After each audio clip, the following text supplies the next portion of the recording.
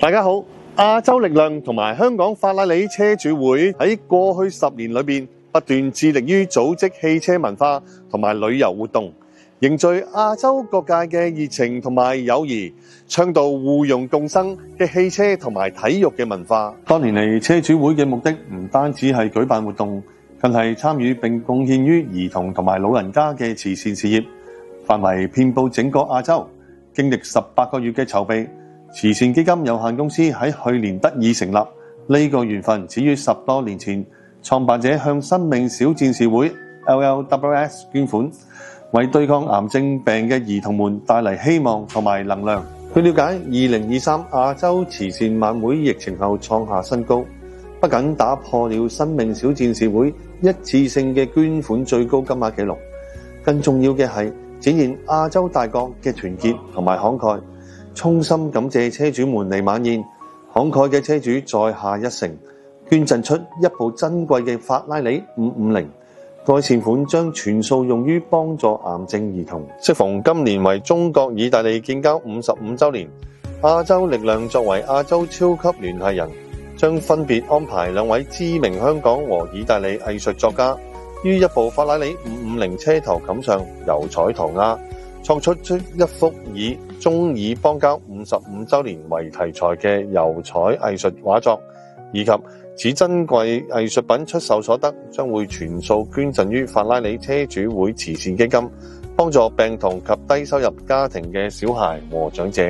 響2024年1月，當時只得3歲嘅思晴，突然患上咗急性淋巴性白血病，俗稱血癌，症狀來得快又兇猛，會反覆發燒、疲累、貧血、不明嘅原因出血等。治療嘅方法主要係依靠抗癌藥物，俗稱化療，同埋部分頭部需要做電療。無論對於小朋友嘅身體所承受嘅痛苦，同埋父母經濟上負擔，都要一一咁面對。經過去年嘅拍賣所得嘅捐款，事情終於可以得到適當嘅治療，一家都可以見到希望之光。思晴媽咪，我哋傾下偈啦。好啊。咁思晴個狀況而家好嘛？其實都好好嘅，而家一路都由上年成日要返醫院啦，嗰時1個禮拜返醫院1次，仲有條喉仔，仲要返醫院落藥，跟住之後打針啊。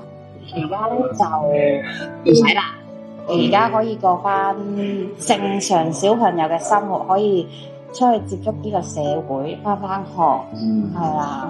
你聽到我康復嘅情況都幾理想啊。係啊，因為之前係上年係喺醫院嗰啲時間，其實我哋真係喺醫院，跟住之後咧就冇其他地方去噶啦，因為要保護啊嘛，因為始終你出去，人哋佢抵抗力低，人哋可能喺嗰邊打個乞嗤咳，我可能即係啲風咁樣吹，係啦，就好易佢就會中招噶啦。所以咧，我哋嗰段時間都好好保護佢啦，所以都即係同我界都冇接觸噶，係啊。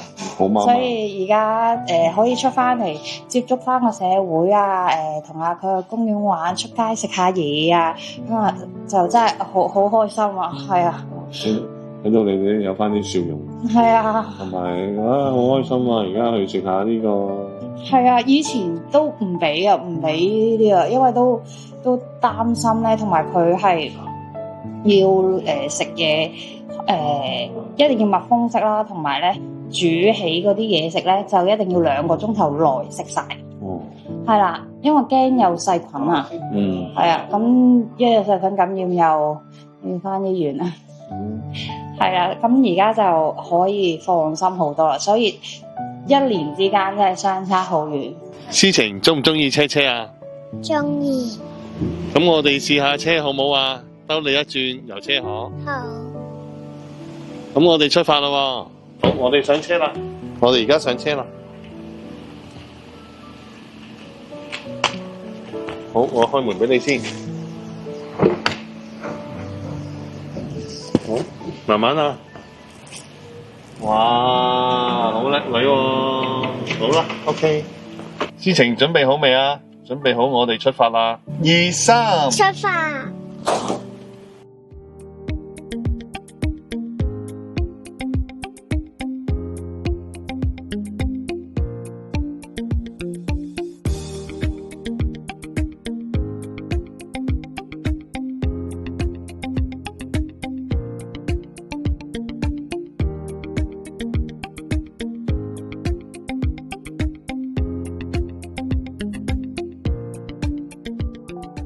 希望大家善長仁翁，多多支持今次法拉利嘅拍賣，籌得多啲嘅善款，幫助更加多有需要嘅癌症兒童。而家我哋一起按下呢個人生嘅加速掣，因為每一份愛心都能夠為癌症兒童而改寫生命。